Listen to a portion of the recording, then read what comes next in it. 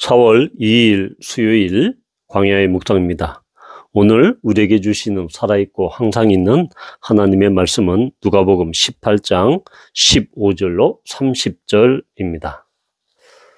사람들이 예수께서 만져주심을 바라고 자기 어린 아기를 데리고 오매 제자들이 보고 꾸짖거늘 예수께서 그 어린 아이들을 불러 가까이 하시고 이르시되 어린아이들이 내게 오는 것을 용납하고 금하지 말라. 하나님의 나라가 이런 자의 것이니라. 내가 진실로 너에게 이르노니 누구든지 하나님의 나라를 어린아이와 같이 받아들이지 않는 자는 결단코 거기 들어가지 못하리라 하시니라. 어떤 관리가 물어 이르되 선한 선생님이여 내가 무엇을 하여야 영생을 얻으리이까? 예수께서 이르시되 내가 어찌하여 나를 선하다 일컫느냐? 하나님 한 분 외에는 선한 이가 없느니라. 내가 계명을 하느니 간음하지 말라, 살인하지 말라, 도둑질하지 말라, 거짓 증언하지 말라, 내 부모를 공경하라 하였느니라. 여짜오되 이것은 내가 어려서부터 다 지켰나이다. 예수께서 이 말을 들으시고 이르시되 내게 아직도 한 가지 부족한 것이 있으니 내게 있는 것을 다 팔아 가난한 자들에게 나눠주라. 그리하면 하늘에서 내게 보화가 있으리라. 그리고 와서 나를 따르라 하시니 그 사람이 큰 부자이므로 이 말씀을 듣고 심히 근심하더라. 예수께서 그를 보시고 이르시되 재물이 있는 자는 하나님의 나라에 들어가기가 얼마나 어려운지 낙타가 바늘 귀로 들어가는 것이 부자가 하나님의 나라에 들어가는 것보다 쉬우니라 하시니 듣는 자들이 이르되 그런즉 누가 구원을 얻을 수 있나이까? 이르시되 무릇 사람이 할 수 없는 것을 하나님은 하실 수 있느니라. 베드로가 여짜되 보옵소서 우리가 우리의 것을 다 버리고 주를 따랐나이다. 이르시되 내가 진실로 너에게 이르노니 하나님의 나라를 위하여 집이나 아내나 형제나 부모나 자녀를 버린 자는 현세 여러 배를 받고 내세 영생을 받지 못할 자가 없느니라 하시니라. 이 간청하는 과부와 재판장의 비유, 또한 바리새인과 세리의 기도에 이어서 오늘 이야기에서는 이 세 가지 이야기가 나옵니다. 첫 번째는 예수님께 오는 그 제자 아이들을 금하지 말라라고 하면서 이 아이들 어린아이 같이 하나님의 나라가 이 어린아이와 같은 것이다. 두 번째는 이 부자 관리가 와서 예수님께 영생을 묻는 그런 이야기입니다. 그리고 세 번째로 베드로가 예수님을 따름에 대한 그 보상에 대해서 이야기를 예수님께서 해주십니다.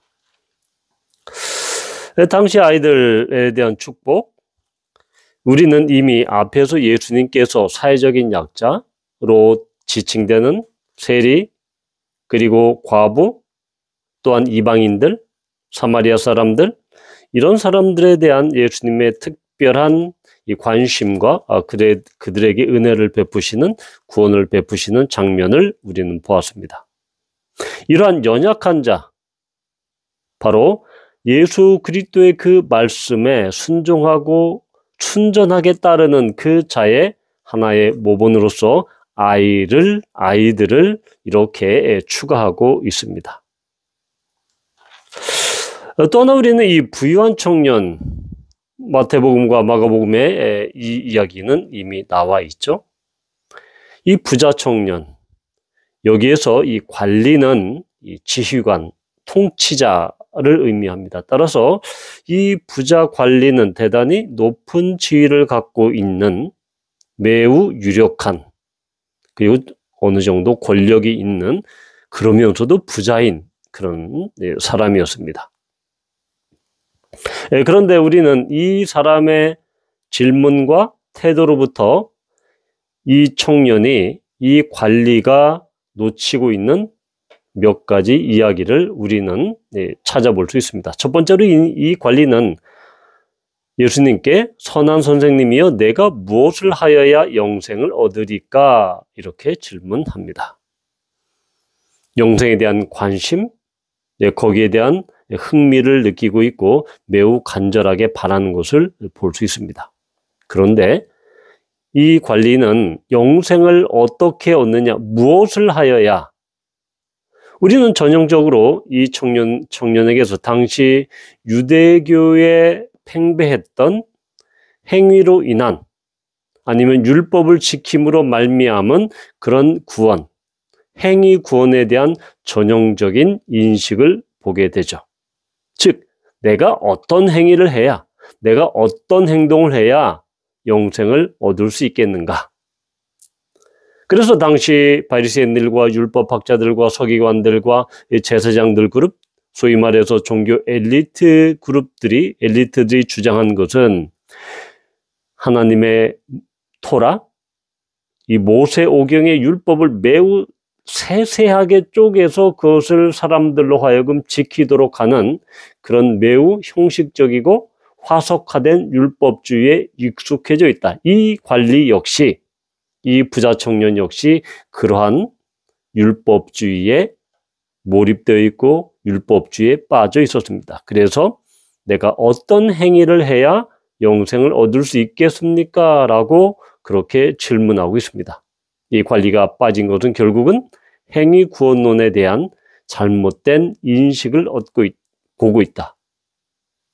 그런데 27절에 예수님께서 말씀하시죠. 무릇 사람이 할 수 없는 것을 하나님은 하실 수 있느니라.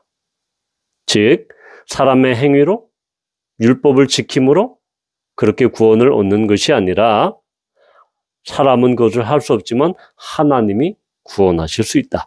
하나님이 영원한 생명을 수여하실 수 있다.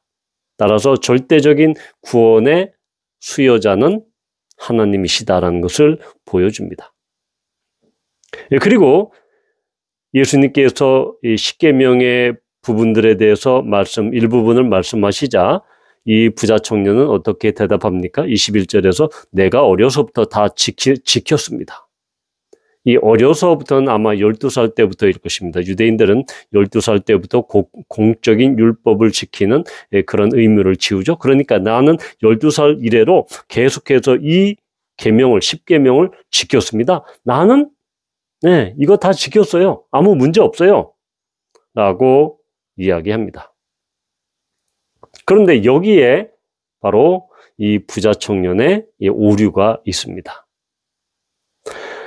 사람의 행위로는 사람이 율법을 지키는 것은 불가능하다라고 사도 바울은 이야기합니다. 왜냐하면 사람의 마음이 본디 악하고 만물보다 심히 부패하고 악한 것이 사람의 마음이기 때문입니다. 따라서 율법은 우리가 죄인임을 보여줄 뿐이지 또 이 모세오경에 나타나 있는 하나님의 율법은 너는 이 율법을 죽었다 깨나도 지킬 수 없는 그런 죄악된 심성을 갖고 있는, 죄악된 마음을 갖고 있는 그런 죄이냐라는 것을 밝히 보여주는 거울과도 같은 역할이 바로 율법입니다. 따라서 이 율법을 부자 청년은 지킨다고 했지만 하나님의 기준으로 봐서는 그것은 지킨 것이 아니다라는 것이죠.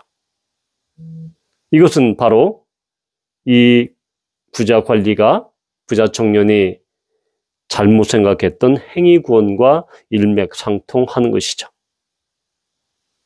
그리고 예수님께서 가난한 자들에게 나눠줘라. 내게 있는 그 보물을, 이 재물을 가난한 사람들에게 나누라라고 그렇게 말씀하십니다.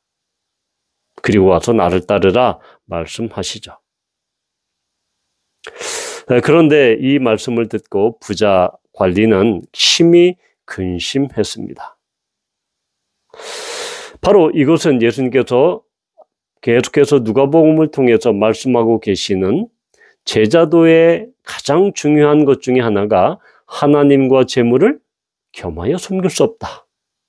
이 부분을 지금 다시 부자 청년에게, 부자 관리에게 말씀하고 있는 것입니다. 가장 철저한 우선순위는 바로 하나님을 섬기는, 하나님을 선택하는 일이다라는 것이죠. 그래서 하나님 나라를 위해서, 주님을 위해서 이렇게 모든 것들을 버리고 그리고 모든 것들을 우선시해서 예수 그리스도를 따르는 것이 제자의 가장 큰 사명이다라는 것을 우리는 보게 됩니다. 그런데 이 부자 관리는 어떻습니까? 재물을 더 사랑했죠. 재물을 더 의지했습니다. 그가 가진 재물과 그가 가진 사회적 위치와 그런 권력과 그런 명예를 더 중시했습니다. 그것 때문에 이 관리는 심히 근심했다라고 성경은 말씀하고 있습니다. 그러니까 결국 이 부자 청년은 영생에 대한 관심은 있었지만 그 영생이 단지 형식적인 율법을 지키는 것만으로 오는 그런 단순한 것으로 생각했습니다.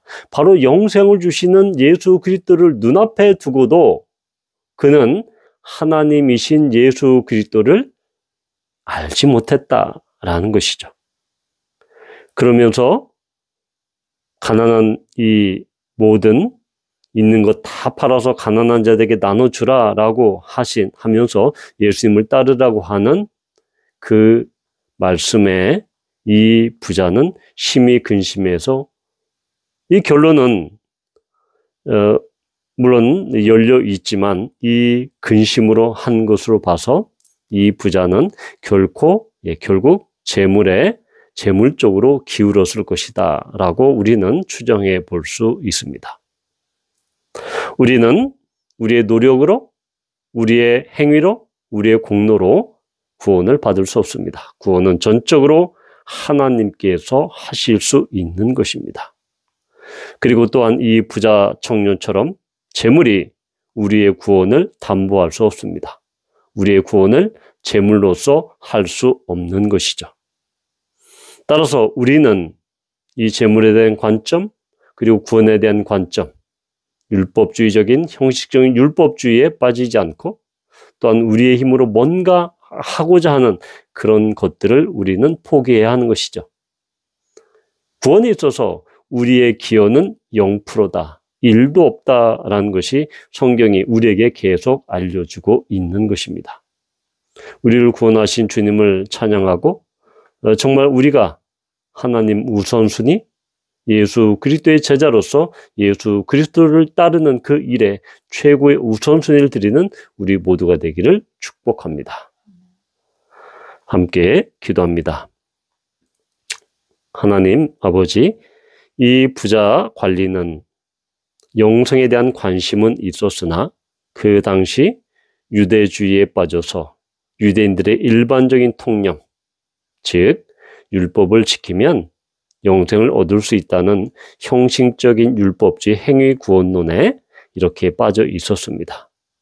바로 면전에 구원자 되신 예수 그리스도를 그는 직접 그렇게 보고도 마주치고도 예수님을 구원자인 예수님을 그는 깨닫지 못했던 것입니다. 그는 행위 구원론에 빠져서 율법주의에 빠져서 결코 주님을 바라보지 못했던 것입니다. 그는 재물에 빠져서 예수님을 직시하지 못했던 것임을 우리는 알게 됩니다. 주님, 하나님보다 예수 그리스도보다 주 예수의 복음보다 더 앞서는 것이 없도록 우리를 쳐서 주님의 말씀에 복종케 하여 주시옵소서. 그리하여 그리스도의 제자로서 정말로 참 행복과 참 기쁨을 누리는 그런 삶을 살 수 있도록 인도해 주십시오. 예수님의 이름으로 기도합니다. 아멘.